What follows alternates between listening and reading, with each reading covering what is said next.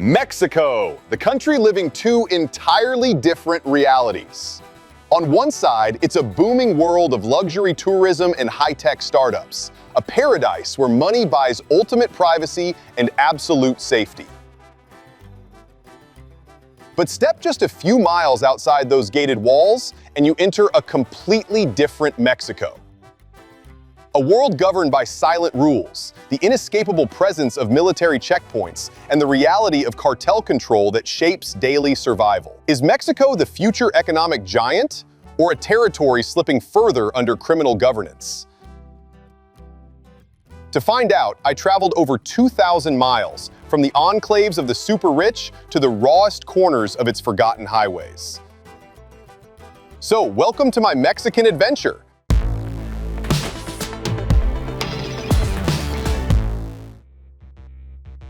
But before we begin, I want to share an interesting fact that's also tied to Mexican cartels. Mexican cuisine is impossible to imagine without guacamole. The core of this popular dip is avocado, and Mexico is rightfully considered its global capital, producing a third of the world's supply. But avocado production comes with a ton of problems. First, forests in the state of Michoacán are often illegally cleared for plantations. Eco-activists frequently protest this, even urging people to stop eating avocados, and presumably guacamole. Second, cartels have taken control of the business. It is lucrative and much more legal than drugs. In Michoacán, a full-scale war has erupted over it, leading to several murders. Investigators even claim the Jalisco New Generation cartel, one of Mexico's largest, is eyeing the industry.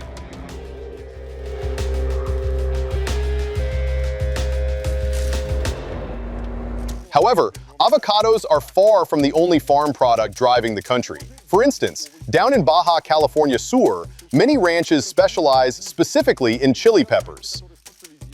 But Mexico struggles with meat. The country actually imports its beef and chicken from the US. On the flip side, there are no issues with the citrus fruits you put on a beer bottleneck. Oranges, limes, and tangerines are major exports to the United States. Still, the top edible export is beer and hard liquor, which somehow also fall under agriculture.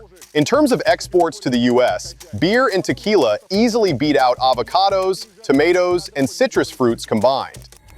I came to shoot a farm for you. There is no one around to ask for permission, but there is an untied bull here, and it makes me nervous. I hope he is not hungry. Wait, he just stepped closer, right? Man, and I am wearing a red shirt. Oh wait, it is a cow, not a bull, thanks God. A cow won't attack us. Okay. The cow decided to... All right, take it easy.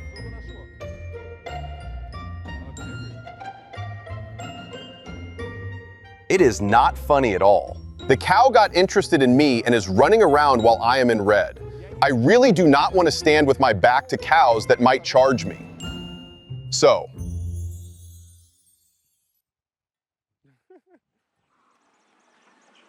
I am starting my journey in Mexico City.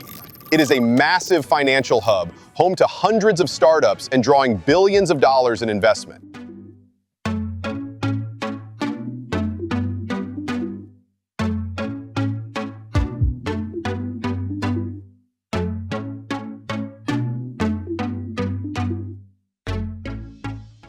In recent years, not only tourists have flooded into Mexico, but also billions of dollars in investments and dozens of manufacturing plants from global companies. They are moving here to be closer to their primary market, the United States.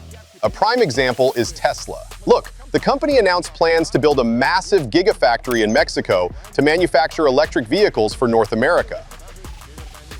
This was not supposed to be just a warehouse or an assembly line for specific parts, but a full-scale automobile production facility under one roof, from body assembly to finished cars.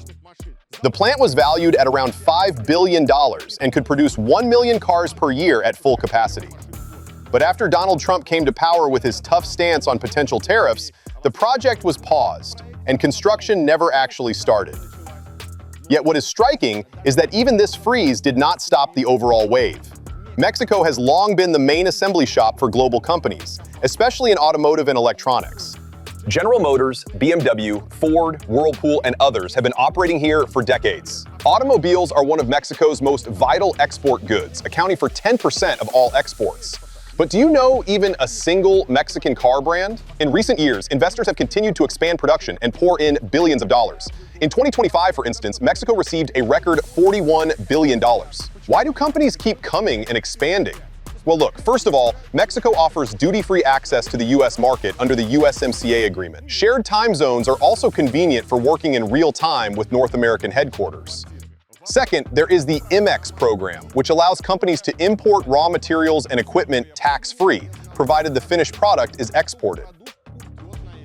Another factor is the workforce and labor costs. The country has plenty of specialists, including engineers and qualified technicians, but you can pay them several times less than in the United States or Europe. This explains why, alongside European and American companies, Asian manufacturers are also moving their plants here to stay close to the North American market while cutting production costs. Meanwhile, I am heading out to explore more of Mexico City and find out why it attracts expats from all over the world.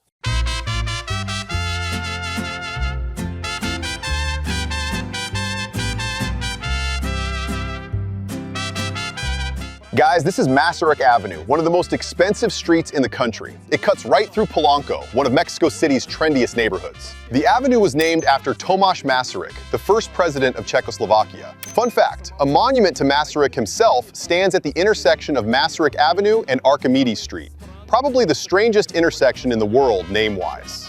Masaryk Avenue used to be a quiet street with green trees and historic houses, representing old Mexico City with low-rise, high-end buildings. But as the city expanded rapidly outwards and upwards, Masaryk Avenue transformed into a multi-lane boulevard packed with high-end boutiques. By the way, this avenue will feature the first residential building in Latin America designed by Giorgio Armani. Just looking at the project, you can tell it is absolute heavy luxury. The Polanco district itself is a magnet for expats, IT executives, and diplomats. Embassies are located here, and you frequently hear foreign languages on the streets. Yet the neighborhood's permanent population is small, around 30,000 people in a city of 10 million. That means it feels pretty spacious compared to Mexico City's densely populated poorer areas. A square meter here costs anywhere from $5,000 to $9,500, 3 times higher than the city's average price. A new 2 or 3 bedroom apartment can go for up to $2 million, while rent typically starts at $2,000 a month.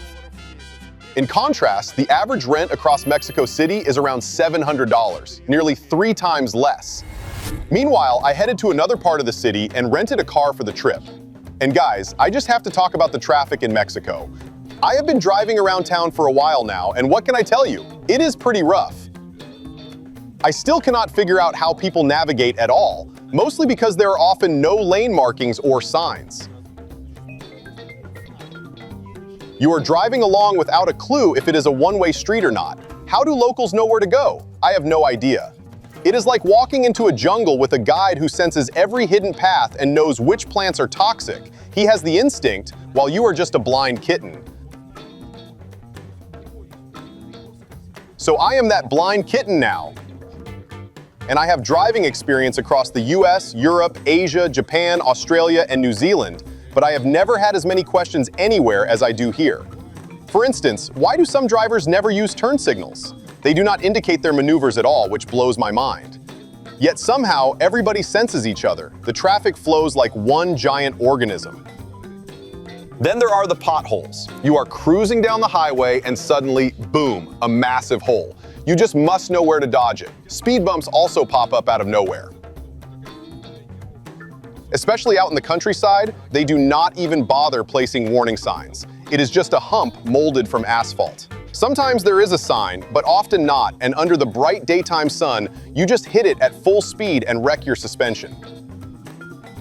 You practically must be a local to survive this. It is super stressful, and the whole system never lets you relax. Leaving the central streets behind, I headed to parts of town where life flows completely differently, starting with tasting the local cuisine.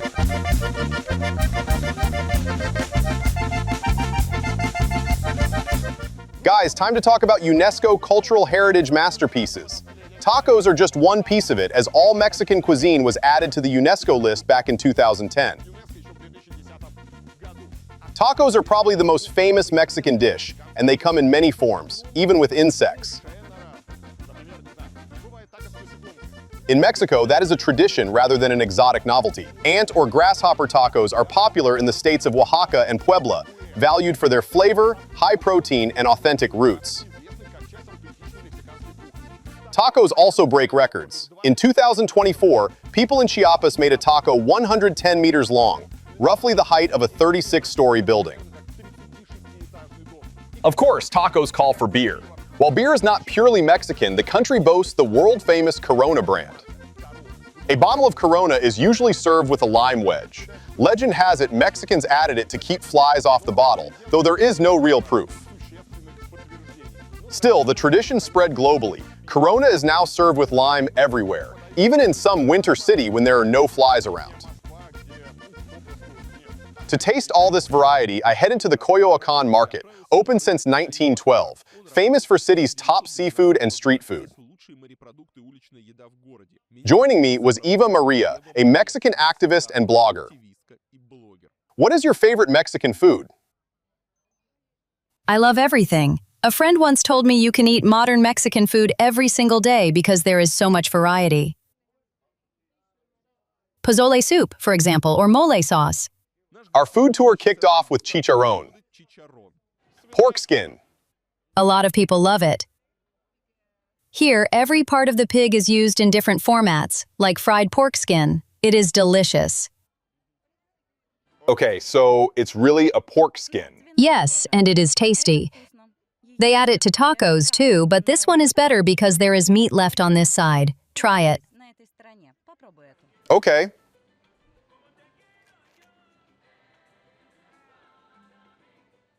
It tastes like rice chips. Yeah, just like rice chips. It is considered healthy and high in protein. I like it. It is very popular in Mexico. Do you have anything like this in Russia? No. No? Here they even sell it in bags like potato chips. You dip it in guacamole and eat it. Next up were chapulines, or grasshoppers, often used as taco filling.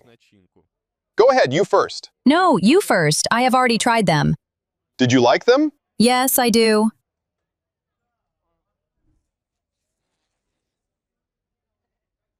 Are they with lime? Yeah, it tastes good, right? Well, honestly, it feels like eating floor dust with lime. Way too much lime. They are delicious and really popular here. Though some crazy people even eat cockroaches, huge ones like this. I shot this frame on my last trip to Mexico, and this one was entirely generated by a neural network. As you can see, the differences are minimal. AI has finally reached the level of generating video in true 4K. Now you can easily use these videos in your own edits. The image looks completely real. Of course, I'm still going to hunt for beautiful shots, but now I have a great safety net. If your drone battery dies, if the location is closed, if the weather turns bad, or if the budget just doesn't allow you to shoot the scene the way you wanted, all of these problems can now be solved in literally just a few minutes in Higgsfield Seedance 2.0. Why them? First, the videos are generated in true 4K from the start. It's not an upscaled result after generation. It's genuine native 4K. That means the details stay crisp, even in fast-moving shots. Second, you can generate multi-shot scenes right away without any additional editing. And creating the exact shot you want is easy thanks to reference images. For example, I have this photo I took in Madeira, but I never had a chance to film a video there. Using that image as a reference, I was able to generate a video that captured all the important details: the lighting, colors, mood, and overall style. On top of that, the team fixed one of the biggest pain points in AI video generation. If you're creating a longer story, your character's appearance stays consistent from shot to shot instead of changing randomly. Their movements look natural too. It also comes with built-in voiceovers, music, sound effects. Wait, the lost chamber? It's real! Whoa! Multilingual lip sync and direct exports with no watermarks. This is AI video generation at its finest. If you want to try it for yourself, I'll leave a link in the description and the pinned comment. What do people on a basic income usually eat in Mexico? Like in villages, for example.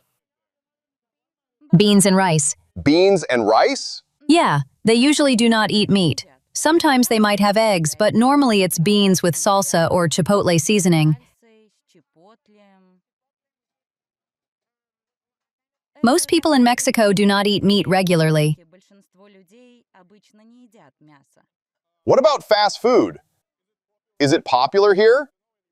Because in the US, for instance, fast food is a huge issue. Low-income people often eat at McDonald's or KFC. How is it in Mexico?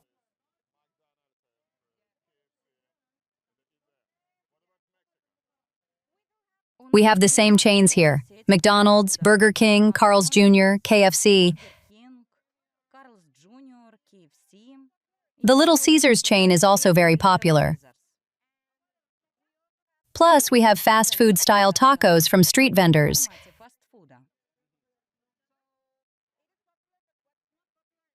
It's another option to eat tacos. They set up a table on the street, cook food right there, and people buy it. It is cheap.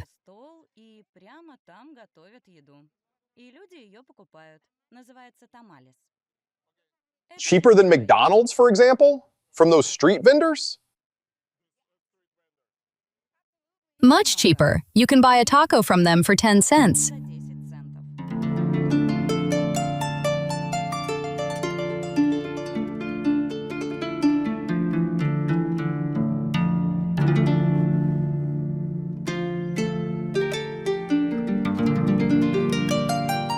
After walking through the market, we went to a coffee shop.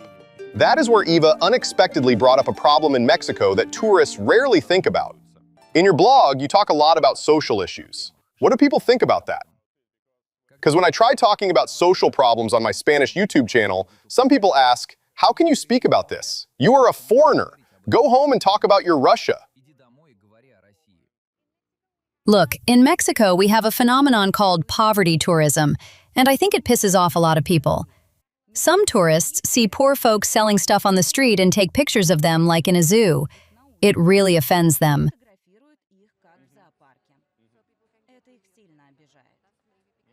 You are blonde, so people instantly assume you are a typical tourist who wants something from them.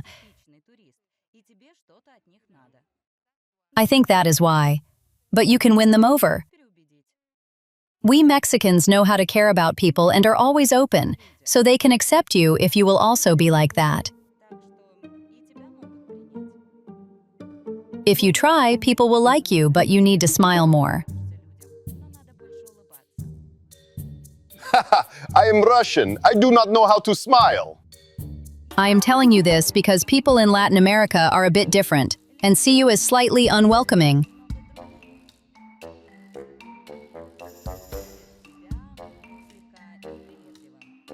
You might not actually be like that, which is why I am saying this.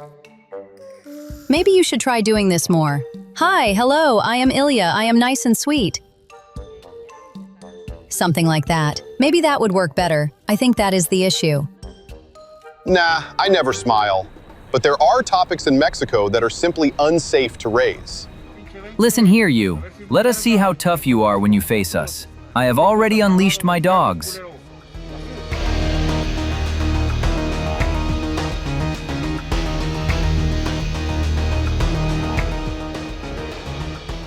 Despite its startups and trendy neighborhoods, Mexico remains a country with massive problems. When you ask people about Mexico, they often mention drug cartels. That is not just a stereotype, it is part of the country's history. These criminal networks have existed here for decades and have long affected the lives of millions.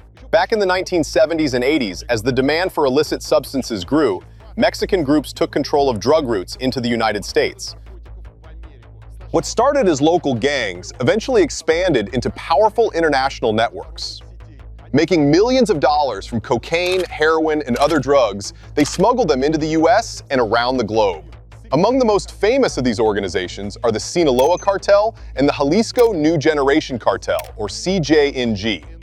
Sinaloa, one of the largest and most influential cartels, was led by the famous El Chapo, born Joaquin Guzman. He was arrested and extradited to the US in 2017, but even after that, the cartel maintained its structure and influence.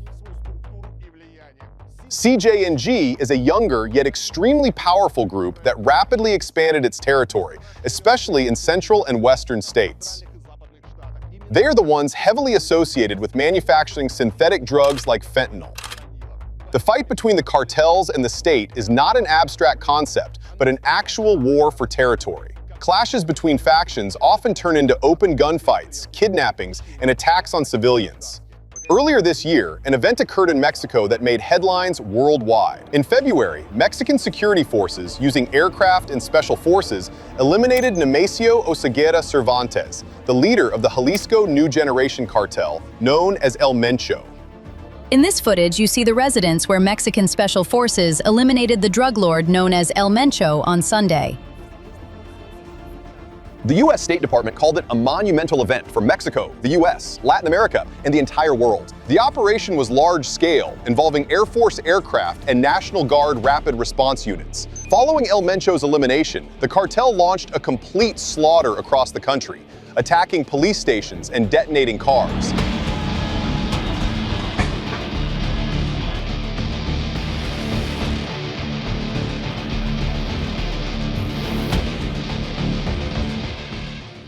But the most surprising thing happened after that. The slain drug lord was buried like a national hero, behind closed doors in a gold coffin. Armored military vehicles stood guard near the funeral home, and security forces patrolled the entire route of the funeral procession. The very same forces that had killed him just a week earlier. A criminal called one of the bloodiest in the world went on his final journey with nearly presidential honors.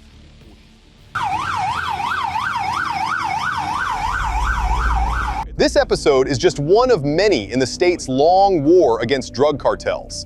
In a war with no simple victories or clear-cut endings, even when a leader is struck down, the structure does not vanish, and the reaction can be unpredictable.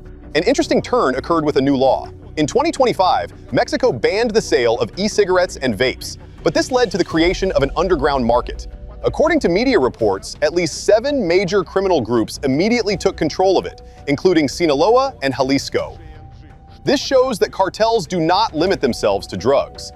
With Trump coming to power in the United States in 2025, the U.S. officially designated several Mexican cartels as foreign terrorist organizations. The list included the largest groups like Sinaloa and CJNG.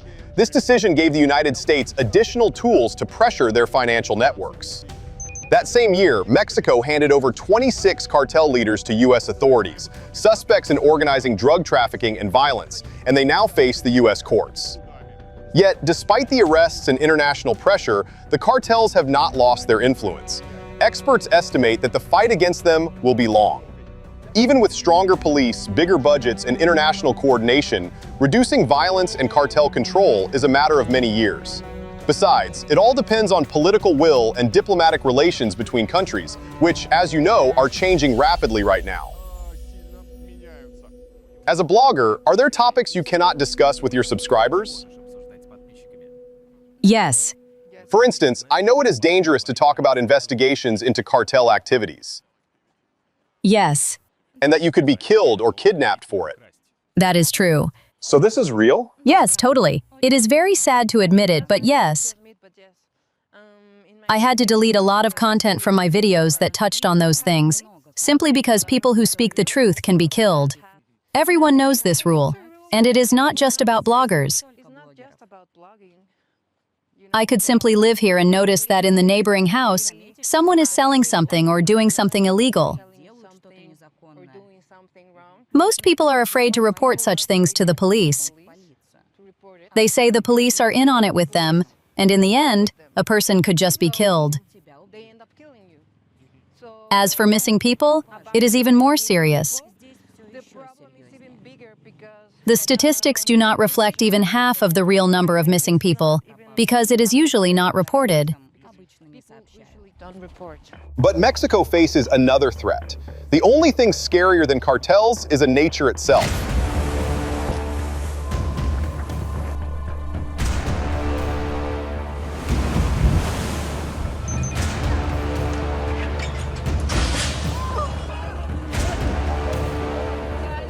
One of the most pivotal days in Mexico City's history was September 19, 1985, when an 8-magnitude earthquake devastated the city. The epicenter was far away, in the state of Michoacán, but Mexico City sits on a drained ancient lake bed, and the soft soil amplified the tremors, turning the earthquake into a complete catastrophe. Over 10,000 people died, and thousands of buildings collapsed.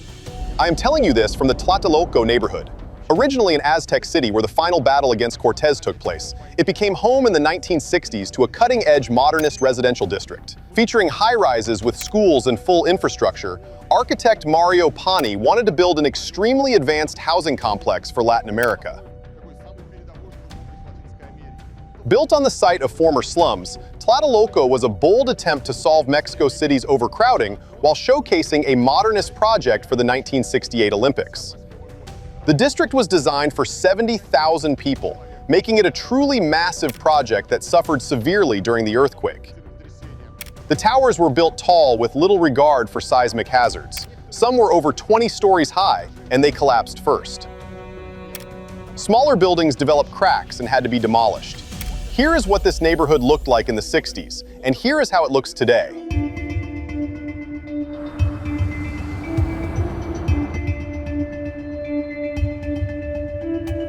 After the disaster, Mexico City adopted new building codes and seismic regulations to minimize such destruction in the future. Today in Tlatelolco, many buildings still recall the 1985 catastrophe. They say some houses still have visible cracks. Let's walk around now and try to find them. Though decades after the earthquake, almost everything has been patched up.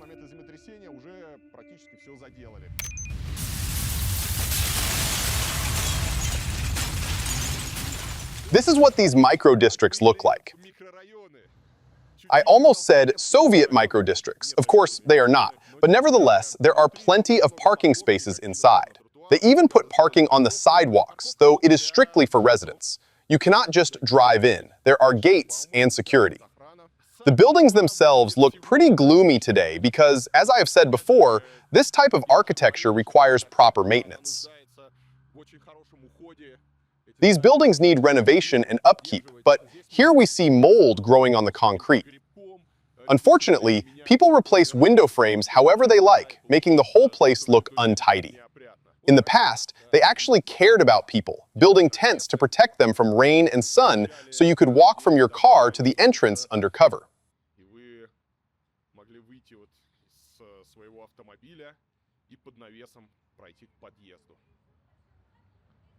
Now all these tents look a bit sad with peeling plaster. There are no cars in the courtyards, and the landscaping is relatively simple. Clearly, no one has invested here or done anything since construction. They installed a playground recently, but it is already broken. The rear facade is interesting, and the overall architecture strongly resembles Oscar Niemeyer's work in Brazil. We see all the main principles of modernism: ribbon blazing, open ground floors, and decorative grills hiding utility rooms, bathrooms, and hallways.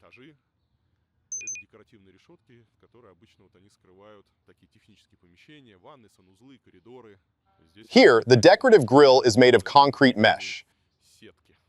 Overall, I am not sure we will find any traces of that terrible earthquake. All we will find is some rather sad landscaping.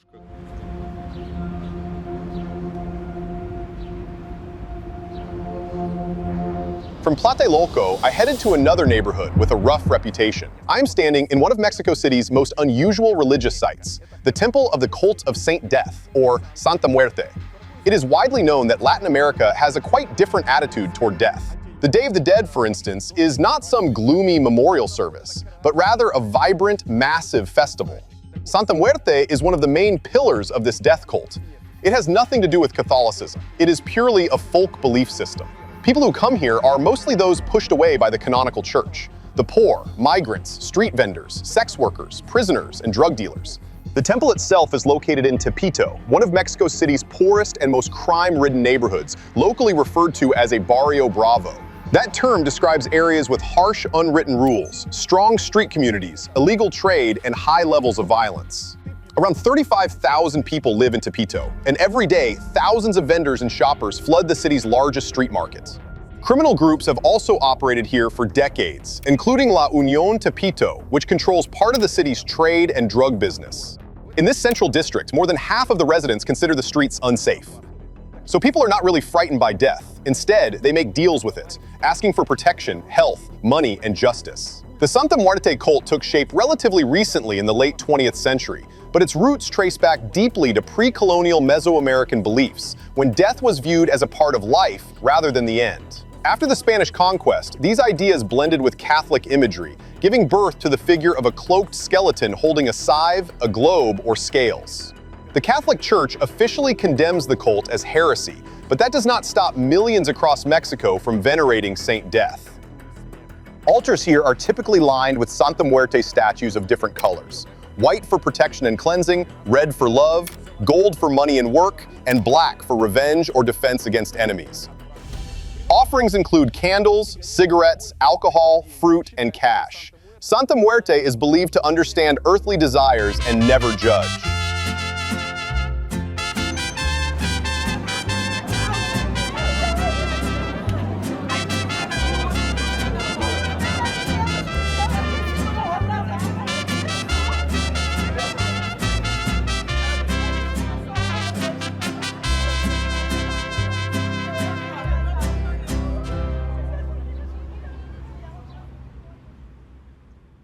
Now, you probably want to know how dangerous this area actually is. Look, we specifically came to shoot here on a Saturday morning.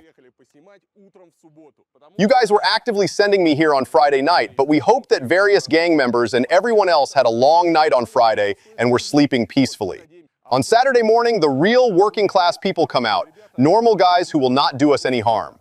Still, a few sketchy people on motorcycles and bicycles with strange tattoos have already ridden past us, giving us side eyes because it is unclear what we are doing or filming here.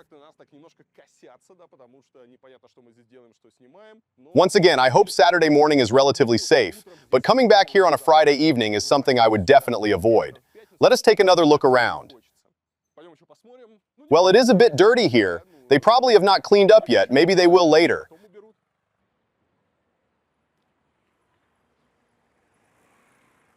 This one guy is making his third lap around us like a piranha, trying to figure out who we are. Walking through this neighborhood is honestly a bit creepy. You are walking along, and suddenly there is a random car with a carousel setup. As you keep going, you feel a little nervous, because I read all the news and your messages, so I know this is a dangerous neighborhood. And then, a carousel! If you saw this at night, you might think those were corpses or something lying there. But it is just old, faded figures on a ride covered with an old tarp. It looks like a set from a horror movie. Anyway, walking here at night requires caution. Even if no one attacks you, you could get scared half to death. This year, Mexico co-hosted the FIFA World Cup alongside the United States and Canada. We already know the tournament winners, but only time will tell what its main outcome will be for Mexico itself, in terms of the economy, tourism, and national development. Putting soccer aside, though, there is one curious detail. Americans are not particularly liked here, whereas attitudes toward the former colonizers, the Spaniards, are quite different. Right behind me, guys, is not just a large and beautiful monument, it is the main symbol of freedom for an entire nation. The Angel of Independence column, or El Ángel, was built in central Mexico City in 1910 to commemorate the centennial of the start of the war against Spanish rule. Atop the column stands the Greek goddess of victory, Nike, holding a triumphant laurel wreath in her right hand and broken chains in her left, symbolizing the 3 centuries Mexico spent as part of the Spanish Empire. Inside the pedestal rest the heroes of the War of Independence who broke those chains. The Spanish conquered Mexico swiftly and brutally, starting in 1519 with the landing of conquistador Hernán Cortés on the coast where the city of Veracruz stands today. After landing, the Spanish encountered the powerful Aztec Empire. Their enemies, the Tlaxcaltecs, sided with the Spanish in an alliance against the Aztecs. Armed with superior weapons and bringing smallpox to the land, Cortés besieged the Aztec capital of Tenochtitlan in 1521. The smallpox epidemic devastated the city, causing it to fall, and New Spain began to grow on its ruins. That was the name given to the entire North American territory subjected to Spanish rule, stretching across half of the modern United States in the north, including the entire Gulf Coast, down to present-day Panama in the south. Society was divided into strata: Spaniards, Criollos, Spaniards born locally, and indigenous people and mestizos with limited rights. Surprisingly, the Criollos were the first to dream of independence.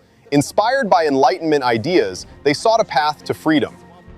On the night of September 16, 1810, priest Miguel Hidalgo rang the church bells and called for a revolt, sparking the War of Independence that concluded in 1821.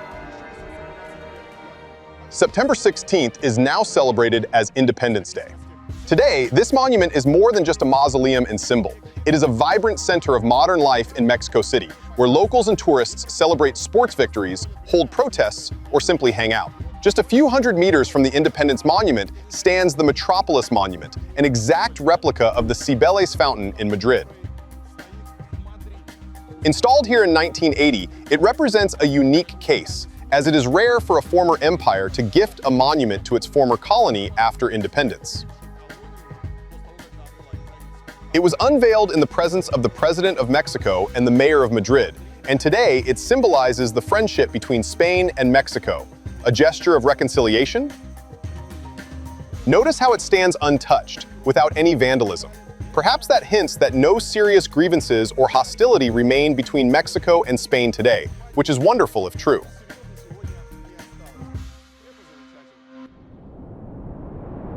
And this magnificent building is the Central Library of the National Autonomous University of Mexico in Mexico City. It is not just a place for books, but the centerpiece of the Ciudad Universitaria campus, recognized as a UNESCO World Heritage Site in 2007 for its architecture and artistic design.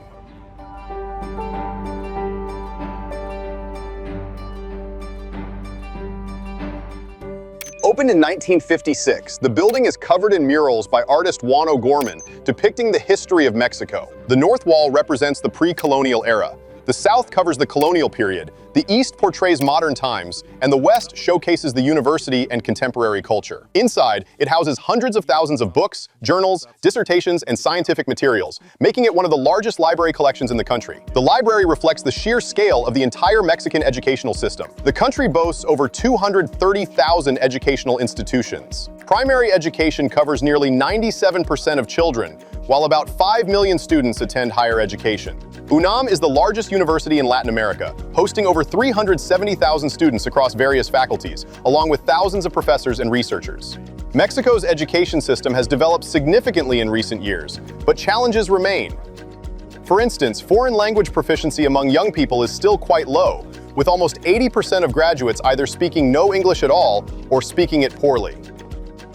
Nevertheless, universities, especially UNAM, play a crucial role in national development. Judging by all the sharply dressed young people around, some celebration is happening here today. Maybe a graduation or something similar. As an architect, what draws me here most is, of course, the architecture. The building is truly magnificent and has a fascinating backstory. Its architect traveled all across Mexico to find various stones and minerals used to construct this mural. It is not paint, because the mosaic is made of natural stones and minerals. It does not fade under the sun. On top of that, the grounds are incredible, featuring a massive open space between campus buildings with a huge lawn, staircases, paved pathways, and plenty of spots to gather and hang out. Since we are at a university, you can observe incredible student activity here. Well, that guy is not a student. He is a homeless man digging through trash cans. But look at the posters hanging on the walls and balconies. Solidarity with the people of Cuba. These guys over there are openly selling weed. That student is a bit tipsy. Of course, there are anti-Trump slogans telling Yankees to go home. As you can imagine, students are not big fans of Trump. You see flyers announcing marches, hammer and sickle symbols, all in the best traditions of anti-capitalism from the local Communist Party. Donald Trump's face adorns every trash bin, alongside posters calling people to fight capitalist exploitation. Organize, educate, fight, join our communist revolution.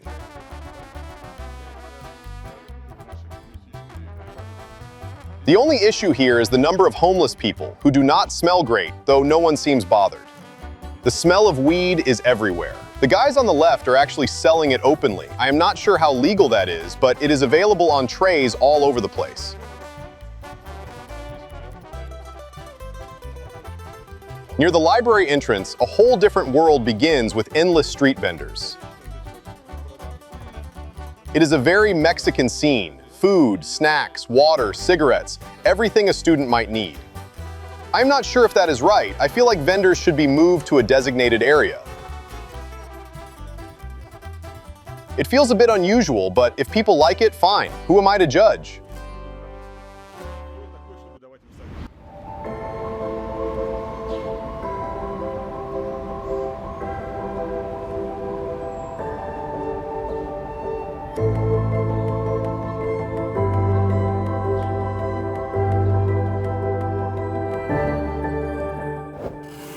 Leaving noisy Mexico City behind, I headed to the Yucatán Peninsula.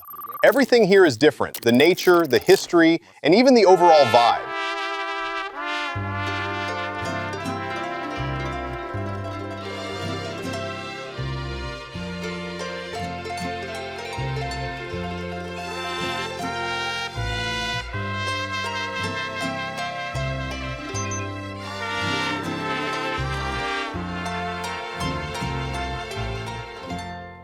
I am standing on Paseo de Montejo, the main street of Mérida on the Yucatán Peninsula. It is a wide boulevard lined with grand mansions in the French Baroque and Italian Renaissance styles, a showpiece of how wealthy and beautiful the city was in the 19th century. Today, Mérida is one of the safest cities in Mexico and the leader in that metric across North and South America. Forbes magazine has included the city in its top 3 best places to live, invest, and do business in Mexico 3 times. In 2018, the UN Habitat City Prosperity Index confirmed Mérida as having the highest quality of life in the country, standing in stark contrast to Mexico's reputation as a land of cartels and drug trafficking. But to understand where Mérida's wealth and order came from, you have to go back 3.5 centuries.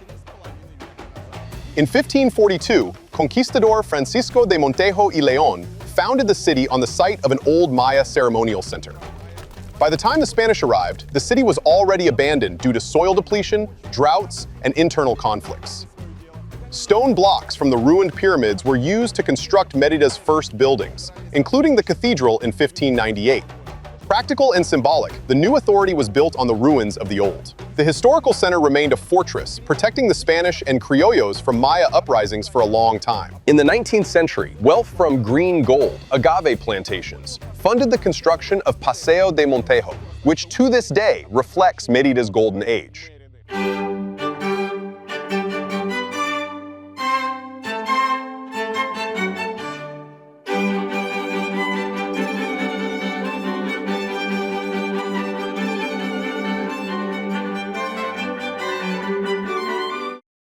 The main street holds not only mansions, but also unique details. I just have to introduce you to these amazing benches along this incredible street. These are benches meant for love, for meeting people, and for romantic dates. Think about how people usually sit on a date. You sit side by side like 2 pigeons looking straight ahead. At most, you can put a hand on a knee or throw an arm around, but there is no eye contact, and turning your head sideways is uncomfortable. Now look at this. It is not just a bench, it is a miracle. You sit down and sink into it like an armchair. It is super comfortable and truly ergonomic. And here, your friend, partner, or date sits right opposite you. You look at each other, you can embrace them, yet everything stays completely chaste. No awkward fumbling. They feel secure and protected. You just look at each other and admire one another. Is that not wonderful? I think it is fantastic. A little concrete miracle that makes you just want to stay. Add the sunset. Oh, I feel absolutely happy. From these unusual seats, I walked further down the avenue. Mansions line the street, though not everything here is a sight for sore eyes. Cafes, restaurants, small hotels. Unbelievable. Unfortunately, they went and ruined part of it with random modern boxes. The local guys could not resist the urge to spoil the street, but these gems still remain. an incredibly beautiful street. Just look at this beauty, friends. Many of these mansions now house cafes, restaurants, and gorgeous courtyards that make you want to pop into every single one. What can I say? The street is truly magnificent with giant shade trees and bike lanes. Is it not a wonder? Makes you want to ride a bike or a scooter right under the shade of these trees while admiring the grand mansions. Of course, it is not without issues. Right next to an old historic mansion, they built who knows what. I also wish they enforced a stricter design code here because some businesses do not hesitate to take sponsor money, setting up obnoxious promotional umbrellas and signs that ruin the charm of this stunning street.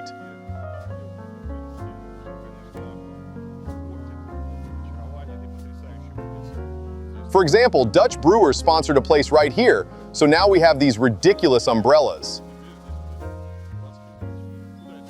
How is that acceptable? It is hilarious that Heineken sponsors an Irish pub. If the Irish saw this, they would tear down those umbrellas themselves.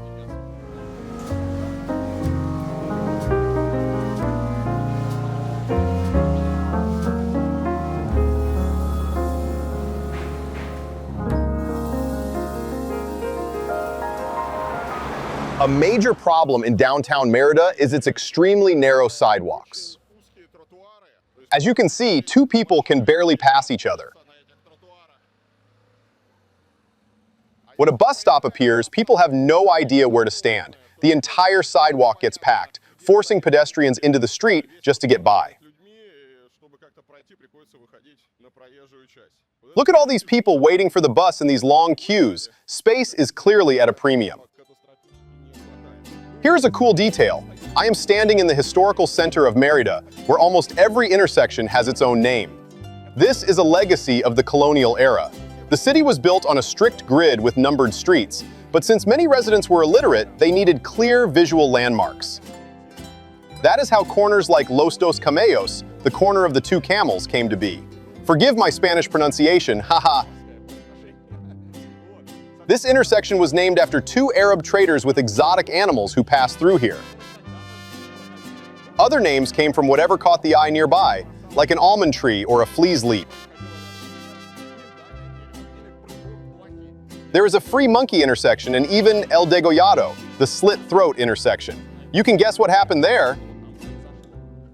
Over time, street names were crafted on ceramic tiles and hung on house walls, many of which survive today. Some are modern replicas for tourists, while others date back to colonial times. Here are those two camels. Whether this tile is original or restored, it is a neat urban detail, and it is great that Mérida preserves these touches from the past. You will not get lost. Just walk where the two camels are. I wonder what they would draw at the slit throat intersection.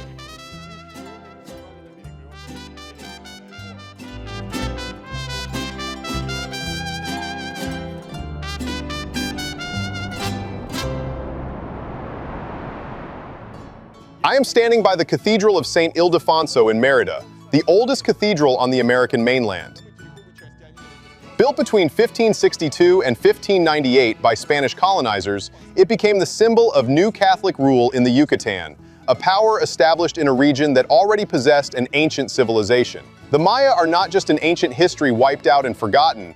They are a people with thousands of years of history who developed their culture here long before Europeans arrived.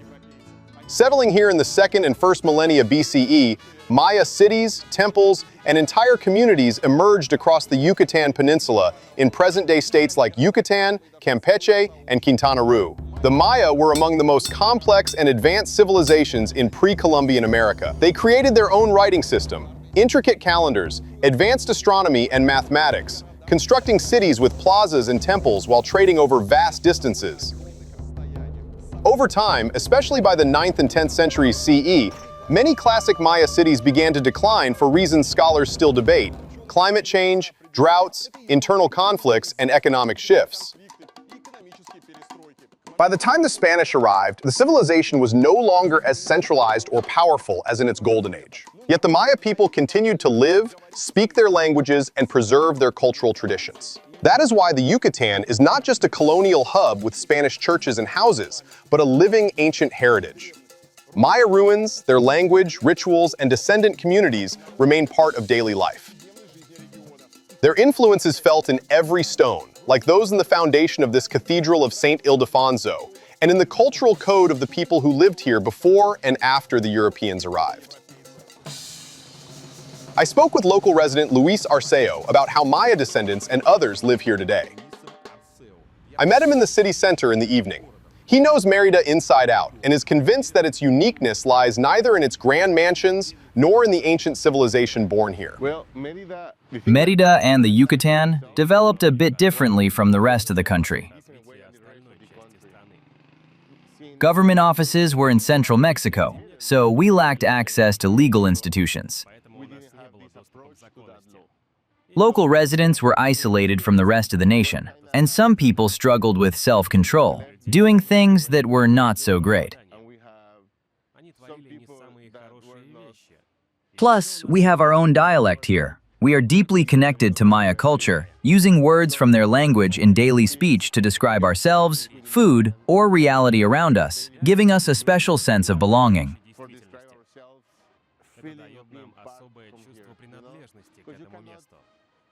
Those words express our real feelings. For example, if someone comes up behind me and scares me, we do not say recorcholis like the rest of the country, we say wey. That is our term for anything supernatural, like in wey chivo, wey kekin, or wey toro, all names of spirits. When we get scared, we say wey to show fear. If we dislike a smell, we say fo instead of making other sounds. Fo means you hate the smell. It is in our blood. We cherish our roots. We are nice people and welcoming to everyone, but especially to those like us who speak our way. I have a Maya accent myself, and hearing someone speak like me is an incredible feeling. It means I can trust them.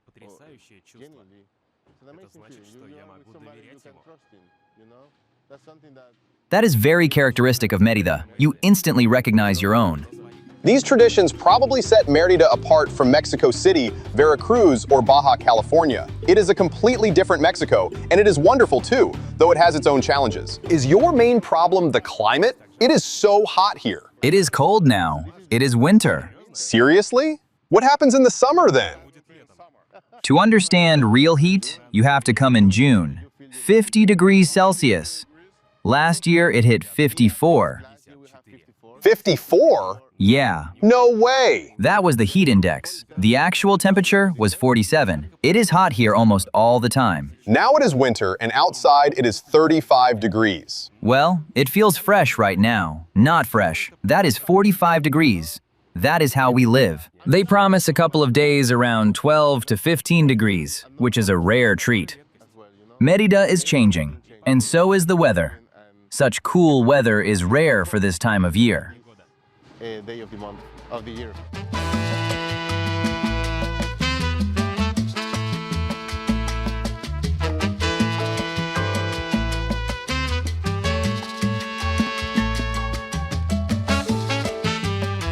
Mérida is famous for its cuisine, especially breakfasts. In the morning, I headed to the Central Market, though I did not find it right away. It is hidden behind market stalls that spill onto the sidewalk. Welcome to Mérida's main Central Market, friends.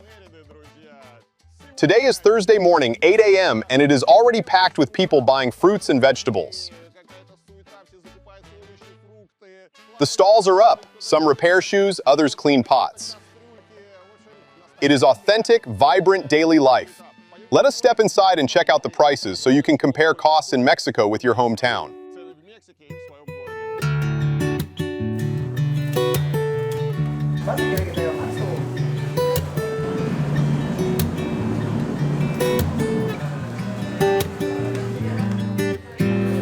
Let us see. Tangerines are 22 pesos per kilogram. These are all Mexican pesos. Bananas, mangoes, avocados are 60 per kilogram. These ripe, delicious mangoes are 30. Tomatoes are 25. By the way, notice how they sell onions already peeled, super convenient to wash and chop. Look at these magnificent pineapples! Local music legends are already playing live music. It is amazing.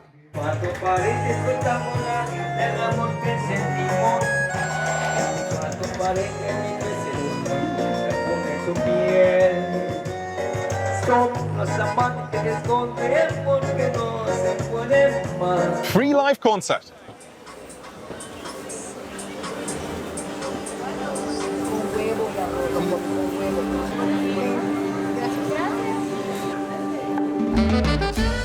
Besides shopping, people come to the market for breakfast, enjoying local dishes in this incredible atmosphere. Mostly they eat variations of corn tortillas. It could be a taco, a round tortilla stuffed with pork or chicken, onions, spices, and lime, wrapped up and eaten.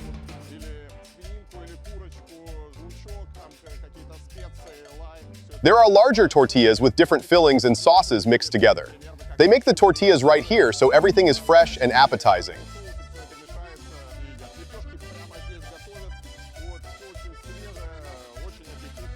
But best of all is the atmosphere. It is fantastic. You can even buy pets at the market: rabbits, hamsters, guinea pigs. Luckily for local guinea pigs, unlike in Peru and Ecuador where they eat them, in Mexico they are only pets, not a food.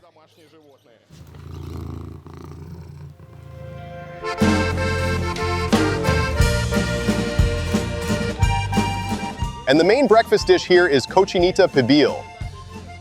It is the signature dish of the Yucatán, a very slow-cooked pork that gets shredded and served on tortillas, in tacos, or in sandwiches.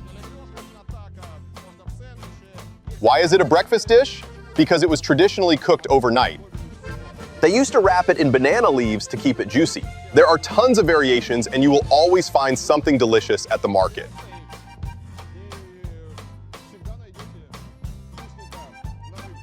Describing this dish really worked up my appetite, so I decided to test my own words at a nearby place. It looks magnificent. It is served in a giant leaf. This is in a restaurant, but at the market, it is pretty much the same. You have onions, sauce, peppers if you like it spicy, and the shredded pork itself. Let me try it. Mmm, delicious. So tender, juicy, and flavorful.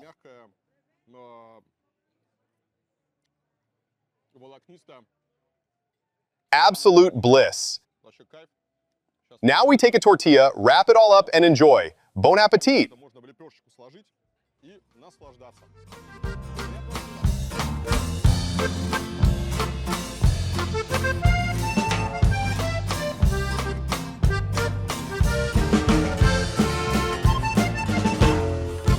Yet Mexican cuisine is not the only thing that is part of world cultural heritage. I am heading to Chichén Itzá, one of the main monuments of Maya civilization.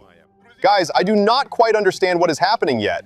I arrived at Chichén Itzá, obviously one of the main attractions on the Yucatán with its pyramids, but several kilometers out, the roads are already lined with people waving flags.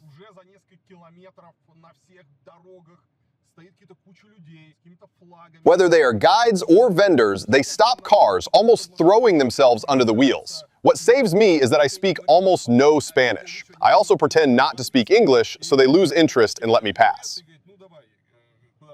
Miles away, everyone is trying to sell something. A hat for 50 Mexican pesos, a visor, a poncho, guide services, you name it.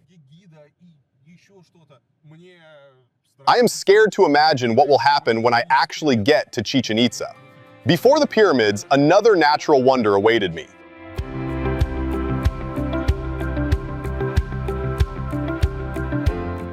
This is the Kil Cenote, one of the most famous natural sites on the Yucatán Peninsula. A cenote is a natural sinkhole created when limestone bedrock collapses. Kil is about 60 meters in diameter and up to 40 meters deep. Cenotes are a typical feature of the Yucatán landscape, which has almost no surface rivers or lakes, serving as ancient sources of fresh water for the Maya. The word cenote comes from the Maya word cenote, meaning well. For the Maya, these natural springs were far more than just reservoirs. They were considered sacred portals to the underworld and homes to gods of rain and water, used in religious rituals and offerings. Archaeologists found bones and ancient jewelry in Itkil's waters. Today, tourists swim here. It is essentially the ultimate Instagram-famous pool of the Yucatan. You buy a ticket, get a life jacket, change, and jump into crystal-clear waters.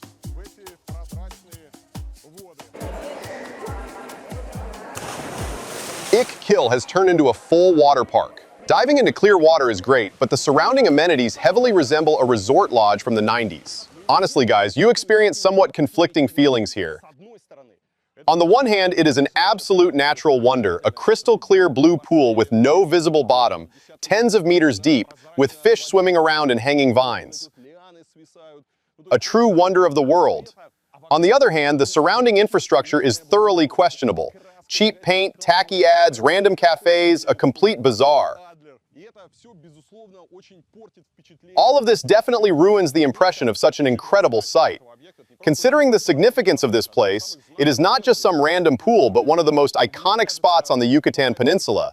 It feels high time to close it for renovation and bring in top-tier designers, preferably from Norway or Iceland. They excel at working with nature, crafting landscaping and infrastructure that treat the environment with utmost respect, so nothing distracts you from taking in the beauty. We are nowhere near that here. I mean, what is this? It literally looks like a cheesy summer camp. You just want to clean this place up.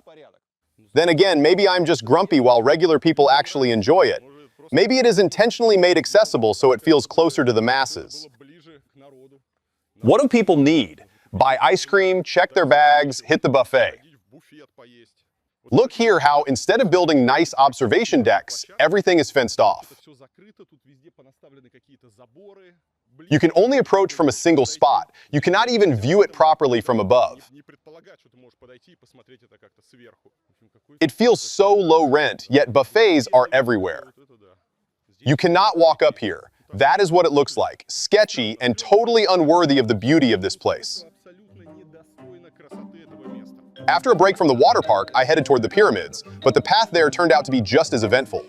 So, the road to the pyramids runs through an endless market. Or maybe it is the road leading away from the pyramids, considering people are walking in the opposite direction. Endless rows of vendors sit wherever there is shade. The main thing is that everyone sells the exact same stuff everywhere. Why not just build one proper big store? People offer you something at every step. Look at the sheer volume of souvenirs here. Along all the pyramids, there is an endless maze of stalls selling identical souvenirs. It is not local crafts or individual artisans. Everyone just sells the same junk, and they are everywhere. It is hard to tell whether you came to see the pyramids or ended up at a flea market. It is pretty sad to see. Still, I managed to push through this jungle of stalls to the famous pyramids of Chichén Itzá.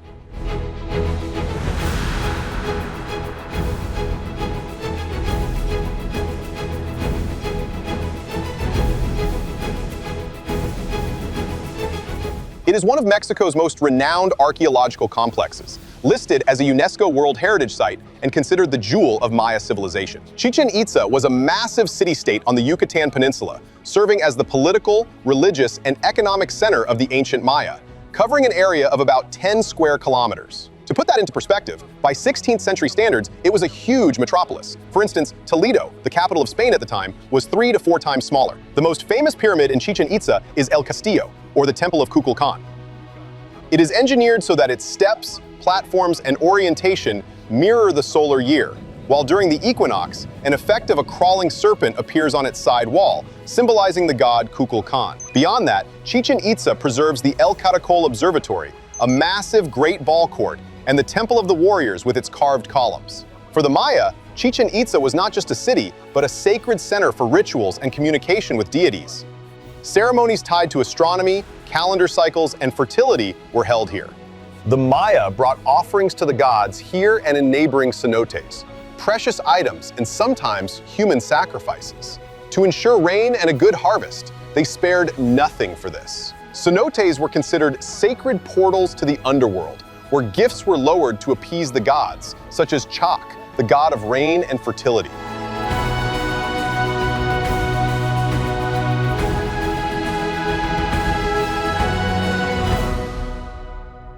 Well, what can I say, friends? I have incredibly mixed feelings about visiting Chichén Itzá. I had wanted to come here for a long time and had never been, picturing it as a true wonder of the world. But right now, I feel mostly disappointment.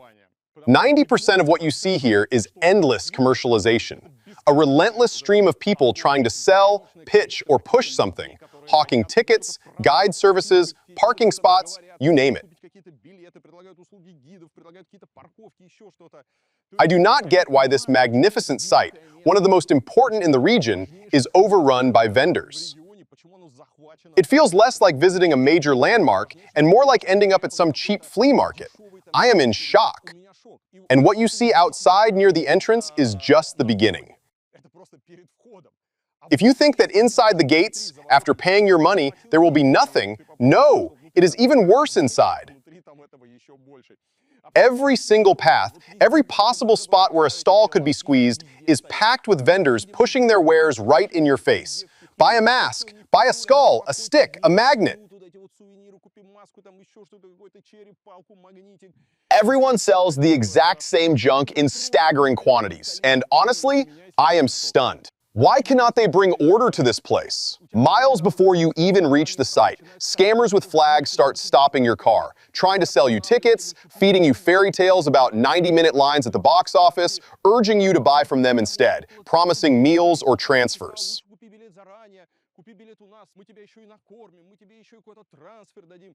All you want is to reach Chichén Itzá, walk around, admire these grand Maya structures, and immerse yourself in the history. Instead, it feels like a resort tourist trap in its absolute worst form.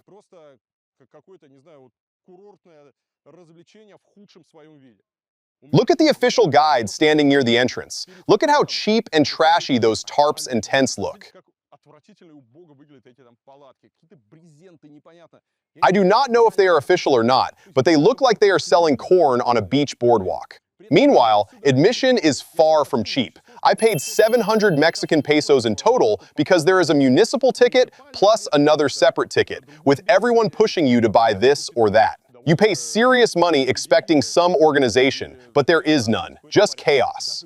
Dusty parking lots where guys tell you to park for 80 pesos now because it will cost 120 later. I don't know what to say. Honestly, I expected completely different emotions. And I tried to recall other sites like Machu Picchu in Peru, a landmark of comparable significance. Machu Picchu is a totally different story. You go up that mountain and it is clean, beautiful, tidy, with zero vendors inside. Why can't they establish order here? I genuinely do not understand. You cannot even shoot freely. They check your bags for cameras, claiming large cameras require a $300 to $700 permit. Using a small camera or phone also incurs an extra fee. What can I say? I expected something entirely different. Let's move on then. This place was a complete disappointment, and I have no desire to return. Those emotions did not fade on the drive back, and in the car, I brought up the topic again. I think I was left genuinely traumatized. Listen, I know some of you will probably react because every time you get heated over something or I complain, people start writing, "Everyone sees what they want to see," and they get offended saying how beautiful everything is. Look, there are truly significant, historically vital sites like Maya pyramids, ruins, and ball courts, world heritage that does not need to be turned into a market.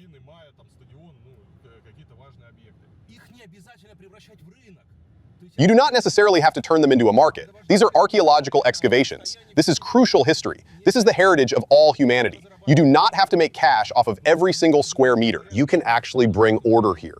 Other countries somehow manage to do it. I have traveled all over the Americas. In Peru, Ecuador, and Bolivia, I have been to many attractions that are included on the UNESCO heritage list there. I know what I am talking about. Believe me, you do not have to let vendors in everywhere. You do not have to try to sell something on every square meter.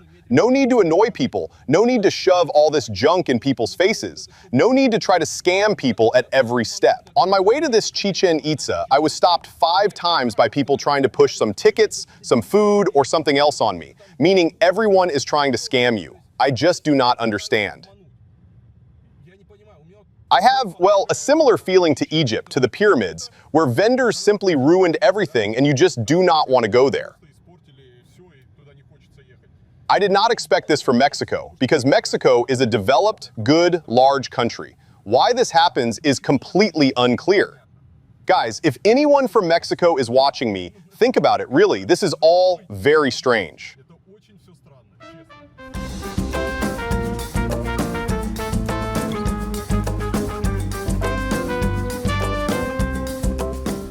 Disappointed, I returned to Mérida to visit the main Maya museum, the Gran Museo del Mundo Maya. Opened in 2012, it spans about 20,000 square meters and houses over 1,000 exhibits. The architecture is modern, while inside lies the entire history of the civilization from the pre-classic period to the present day. This museum fascinated me so much that I walked through every single hall. There are no guides here unless you pay extra, so now you are getting an exclusive personal tour with me. Write in the comments which other museums I should do a room tour of next. Interestingly, the museum has several halls dedicated to the present-day situation of the Maya. It is important to understand that there is no single Maya ethnic group with unified, rigid rules. Today, they form distinct communities with slightly different traditions, though certain things unite everyone, like growing corn and specific holidays. Overall, however, the population is quite dispersed. Maya people live both in rural areas and in cities. There are scientists and business owners with Maya roots. It is fascinating how their rural life is depicted here. These are works by contemporary artists, yet corn is present almost everywhere, even as a form of healing. Or take this interesting embroidery depicting a person's entire life journey, from birth to wedding, funeral, burial, then corn is planted on that spot, and that corn can later be sold. Isn't that wonderful?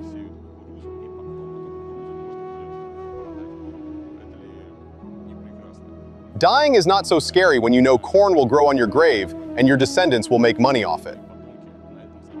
Of course, one must realize that Christianity brought by the Spanish influenced Maya culture. Consequently, many rituals, ceremonies, and clothing merged, giving birth to entirely new traditions and artistic directions. Maya culture is extremely dynamic. It is not frozen in time or rigidly fixed by rules, but absorbs new influences. This culture continues to live. You cannot say the Maya are just an ancient people who existed somewhere in the past before it all ended. No, this culture endures, as clearly seen today in the Yucatán, where people who identify as descendants of the Maya preserve their ancestors' heritage. That culture evolves under the pressure of new technologies, current trends, and the religion brought by the Spanish. All of this is genuinely fascinating. A separate hall is dedicated to what the Spanish did here. As you can imagine, the Spaniards did not behave well. Tens of thousands of Maya fled to hard-to-reach areas, hiding from repression, forced labor, and plundering. The Spanish tried to subjugate the Maya, but the Maya resisted. Rebellions broke out, some of them quite serious, and at one point it even seemed that colonial rule might fall, though it did not. This double-headed eagle is interesting as a symbol of the Spanish crown, found in one of the settlements. Well, the eagle is pretty mediocre and inspires zero respect. Its heads look like 2 dead snakes. Quite funny. But overall, the Spanish behaved terribly, just like many other colonizers. I am not revealing any secrets to you here. Here's something intriguing: reconstructed decorative panels that once adorned a Maya ball court. It depicts a winning team captain holding a knife and the severed head of his opponent, telling a symbolic story that represents the triumph of light over darkness, blending mysticism and history.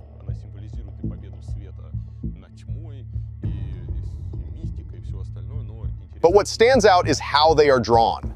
Maya culture is probably the most engaging for children because these figures look like comic book characters, very cartoonish and cute.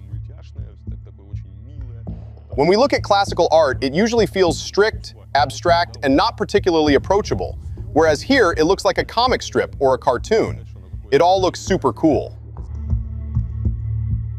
And this, my friends, is what ancient basketball looked like, a stone ring for the ball game. It was also decorated with motifs, titles, and consecration dates. But the fact itself is fascinating. The Maya played ball. You could say these guys were the first to experience what basketball is all about. A large hall is dedicated to folk art, and it is incredibly interesting because Mexican folk art is a fusion of ancient cultures, Christianity, and layers of modern and old traditions. It is very tongue-in-cheek, cheerful, and vibrant. Literally every figurine, picture, or statuette makes you smile as you look at it. There are serious pieces as well, but mostly this art is deeply expressive and lively. It is about life, sunshine, and celebration. Just incredible, super cool. I absolutely love Mexican art and Mexican traditions. Everything here feels so living and genuine. You feel no academic stiffness, no barriers, no heavy sacrality or stern gravity. Instead, it is just real, authentic life. The museum is fantastic, but there is one massive flaw. There is no proper souvenir shop. When you are inside looking at all these figurines, paintings, and embroideries, you naturally want to buy a keepsake, a cool t-shirt with graphic prints, some towels, statuettes, or something similar. Mexican modern folk art and Maya culture are so rich, colorful, expressive, and witty that you want to take a piece of it home. We are used to museums exiting through the gift shop, expecting at least to buy a postcard. Here, there is nothing.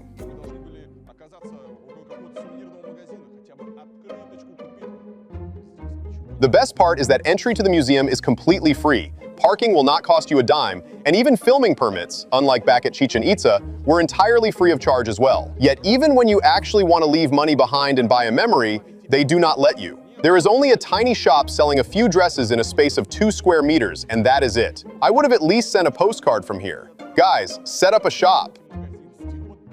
Where you do not need it, like at Chichén Itzá, there is a total bazaar where you cannot take a single step without someone hustling you. Yet when you exit a museum and actually want to buy cool items, there is nothing. I do not understand how this works for Mexicans.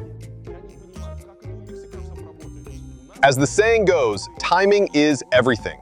Here, I came to a great museum ready to buy, and there is nothing to offer.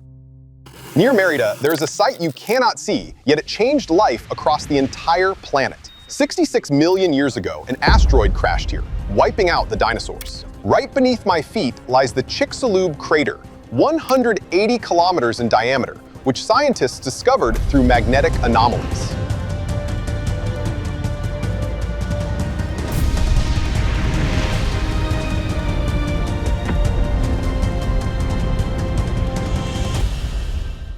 However, there are places you can see with your own eyes.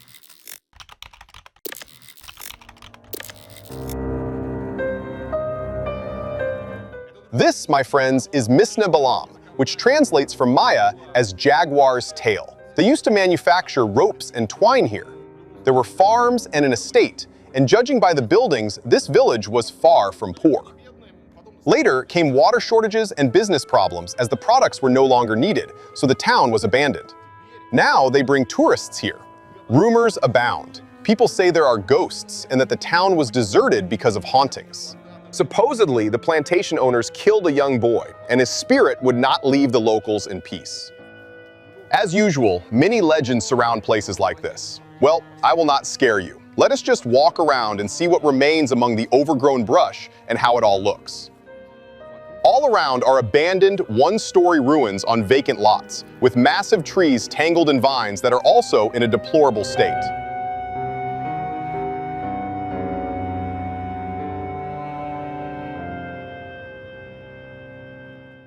An hour's drive away lies the coast featuring the longest pier in the world.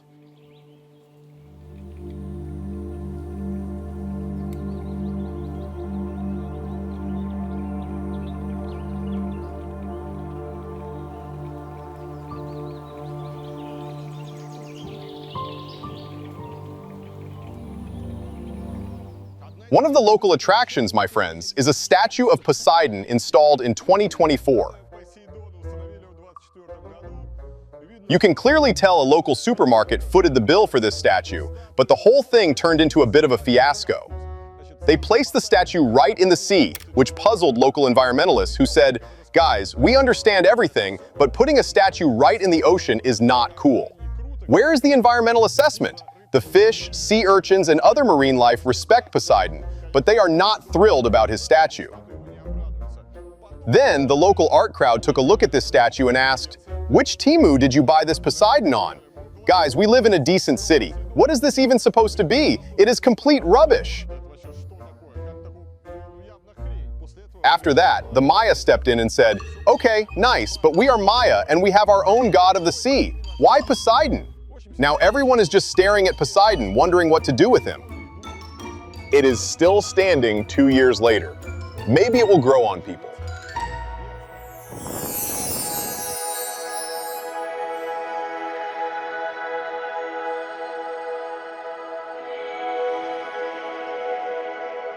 Guys, we are in Progreso, a small town, well, relative speaking, with 50,000 residents.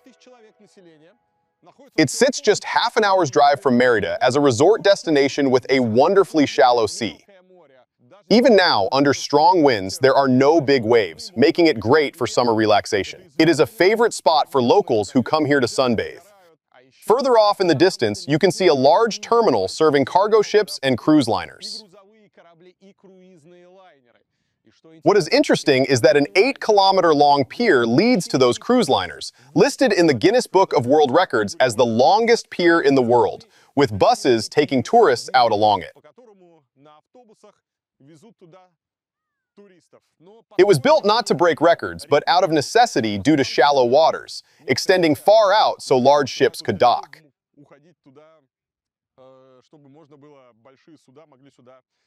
Notably, construction on the pier began before World War II and finished later. Construction is still ongoing as they expand and finish parts of it.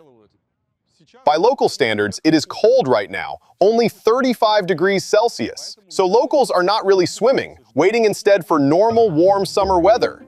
Another local quirk involves gourmet dogs that hunt iguanas. I met one hunter with his catch, but he slipped away, apparently viewing me as competition for lunch.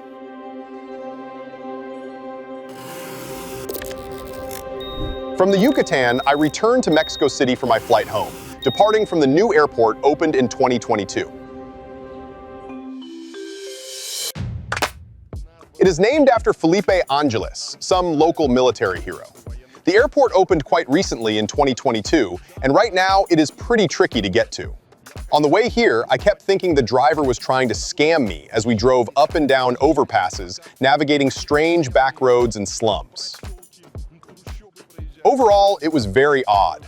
The road exists, but the ride took long and the infrastructure clearly is not finished yet.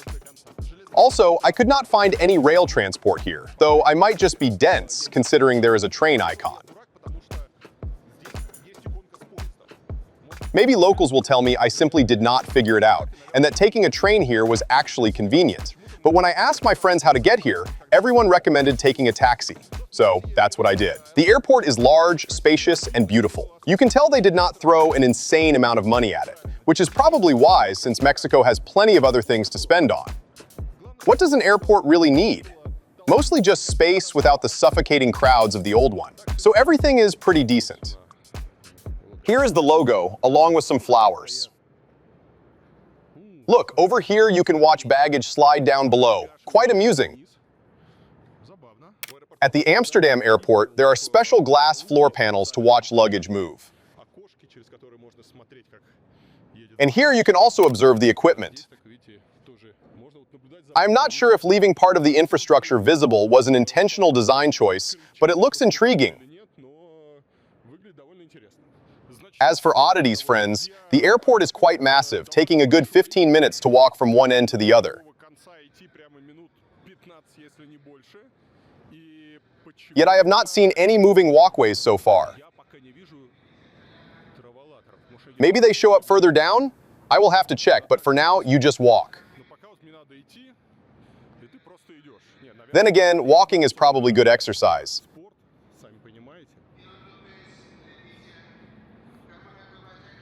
Checking the navigation board shows walks of 15 minutes or more without moving walkways, which feels quite unusual for a brand new airport.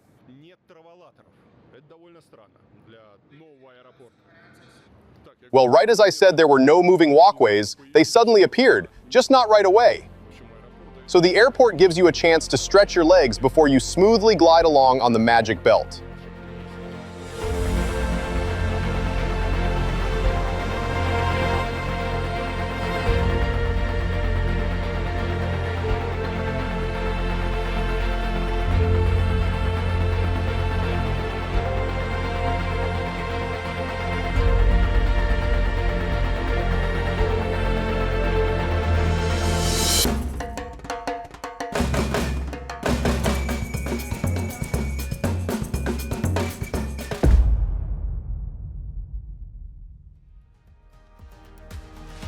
What can I say, friends? As I have seen for myself, modern Mexico is far more than just the old stereotypes of cartels, violence, and drug trafficking. Today, it is a hub of startups, upscale districts, and massive investments, manufacturing cars for the global market and building tech companies. Mexico has charted a new course, moving away from being just the US's troubled neighbor toward becoming a powerful, independent player. Real progress happens when people move to your country not only for vacations, but for work and opportunities. Mexico is no longer that lawless land we used to imagine, but the question now is whether it can make this new reality accessible not just to a select few, but to millions of its citizens.